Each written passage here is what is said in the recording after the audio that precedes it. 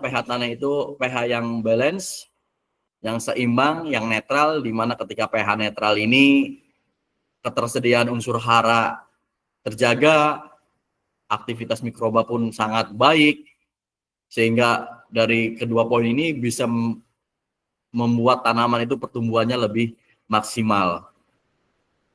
Ketika pH netral sendiri, di sini juga tanah tidak akan mengalami keracunan logam berat. Ketika tanah asam mungkin bisa menyebabkan keracunan aluminium yang menyebabkan perakaran tanaman itu terganggu atau bahkan bisa keracunan karena aluminium. Dan juga ketika pH-nya seimbang, ini struktur tanah akan baik. Struktur tanah akan menyediakan kebutuhan tanaman lebih baik lagi. Jadi akan memperbaiki daripada struktur tanah itu sendiri. Jadi pentingnya pH tanah ini sangat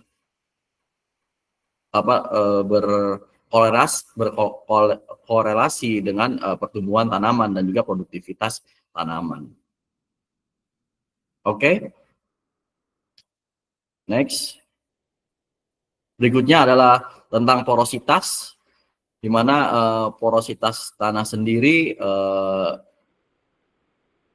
kondisi di mana tanah ini mampu menyediakan ruangan volume untuk sirkulasi air dan udara lebih baik lagi di dalam tanah. Oke, next. Untuk porositas itu sendiri yang perlu diperhatikan adalah di mana porositas itu akan memperbaiki daripada aerasi tanah, sehingga sirkulasi udara di dalam tanah ini sangat baik. Ketika aerasi di dalam tanah ini baik, otomatis hubungannya dengan unsur hara ataupun mikroorganisme ini dapat tumbuh dengan baik. Terus hubungannya juga yang kedua dengan drainasi, dengan proses saluran air di dalam tanah. Tanah itu akan stabil pergerakannya di dalam tanah itu sendiri. Yang berikutnya adalah bicaranya kepadatan tanah. Ketika porositasnya itu jelek, itu otomatis tanah itu akan padat. Ketika tanah itu padat,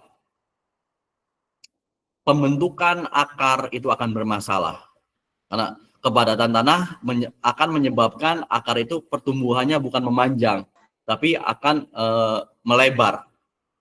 Jadi ketika tanahnya akarnya melebar, otomatis perakaran tanaman akan di situ-situ saja, sehingga penyerapan serapan nutrisi ini tidak akan maksimal, di mana serapan nutrisi sendiri akan dipengaruhi oleh akar dan air untuk mensuplai kebutuhan tanaman. Nah, mungkin ini yang perlu diperhatikan dalam kesuburan tanah. Dari bahan organik, dari pH tanah, dari unsur hara, dan juga porositas tanah. Ini yang perlu kita perhatikan. Oke, next. Nah, mungkin ini akan sedikit tentang teknologi pembuatan NPK yang terutama untuk yang produk DGW ya, Bapak Ibu, di mana produk DGW sendiri pembuatan pupuknya dengan cara compaction compound, di mana compaction compound sendiri pengertiannya pembuatan pupuk dengan tekanan suhu yang tinggi dengan bahan baku kering sehingga terbentuk butiran yang unik. Nah, jadi semua bahan baku dari produk kita adalah bahan kering. Raw materialnya kering yang akan disatukan oleh gaya molekul van der Waals. Nah, itu prinsip kerjanya. Sedangkan yang kedua adalah punyanya produk-produk NPK yang lain yang ada di pasaran, yaitu steam compound. Next, Ibu. Jadi steam compound sendiri banyak digunakan oleh, mungkin awal mulanya pembuatan pupuk menggunakan steam compound, di mana secara pembuatannya dia menggunakan ada yang proses dari bahan baku cair dan padat, jadi proses penguapan, dan adanya penambahan filler tanah liat untuk membentuk butiran yang homogen. Nah, pada prinsipnya steam compound ini ada dua cara yang dilakukan oleh para pabrikan yang menggunakan sistem kompon, yaitu secara nitroposporit route dan juga mic acid route. Nah, ini secara prinsipnya ada dua itu. Oke, next, Ibu.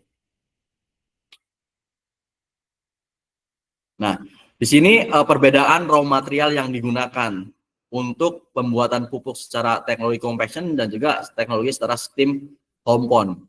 Dimana kalau kita bicara NPK DGW fertilizer, untuk sumber nitrogennya kita menggunakan amonium sulfat, amonium klorat, dan juga urea. Sedangkan steam kompon sumber nitrogennya dari asam nitrat, amoniak, dan urea. Sumber fosfornya kalau teknologi compaction menggunakan mono amonium fosfat MAP. Sedangkan steam kompon sumber fosfornya dia menggunakan batuan fosfat dan juga asam fosfat. Untuk sumber kaliumnya teknologi compaction menggunakan kalium chloride KCl ataupun MOP. Sedangkan ada juga yang menggunakan kalium sulfat atau sulfat of potas SOP. Untuk sumber kalium dari steam kompon itu sama, kalium chloride dan juga kalium sulfat. Nah, mungkin perbedaannya dari raw material sendiri yang paling beda adalah sumber lainnya, yaitu filler, tanah liat.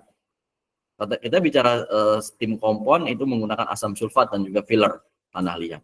Nah, kalau kita bicara proses teknologi compaction, jadi prosesnya seperti ini.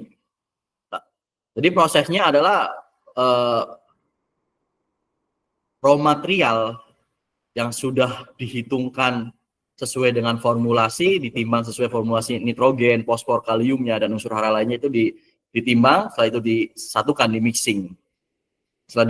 Sudah dari beberapa sumber, dari kita mixing, setelah di mixing, kita didistribusikan ke mesin kompaktor. Dari mesin kompaktor itu akan keluar bentukan lembaran waffle yang seperti gambar di layar. Dari bentuk lembaran waffle ini akan dipotong-potong, akan dicacah sesuai dengan ukuran yang kita inginkan, yaitu sekitar 2-4 mm. Ketika pencacahan itu yang oversize atau undersize, dia akan dibalikan lagi, akan didistribusikan lagi masuk ke dalam mesin compaction setelah melalui proses pengayakan. Nah, ketika ukurannya sesuai, yang sudah sesuai dengan yang kita inginkan, dia akan melakukan proses finishing, masuk ke dalam karung. Menjadi produk finish good yang mungkin Bapak Ibu yang sudah menggunakan produk DGW fertilizer. Nah, itu yang hasil akhir daripada proses compaction kompon ini. Next. Nah, ini beberapa mungkin perbandingan teknologi compaction kompon dan steam granulation kompon. Jadi skala pembuatan teknologi compaction kompon ini setiap pupuknya presisi, karena dalam sekali pembuatan tidak terlalu banyak, sekitar 50-100 ton dalam satu kali pembuatannya.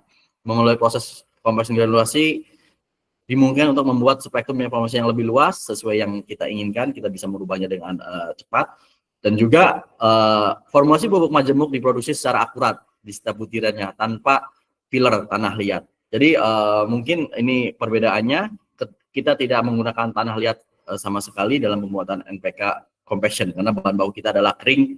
Sedangkan kalau kita bicara tentang steam granulation kompon, ini skala pembuatan cukup banyak ya dalam sekali produksi, memungkinkan setiap bubuknya tidak atau kurang presisi.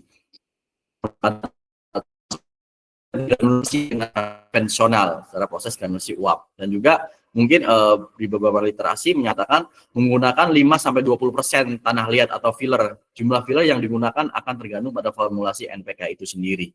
Nah, ini ada tambahan fillernya, tanah liatnya. Next. Sawit Pro terus tumbuh.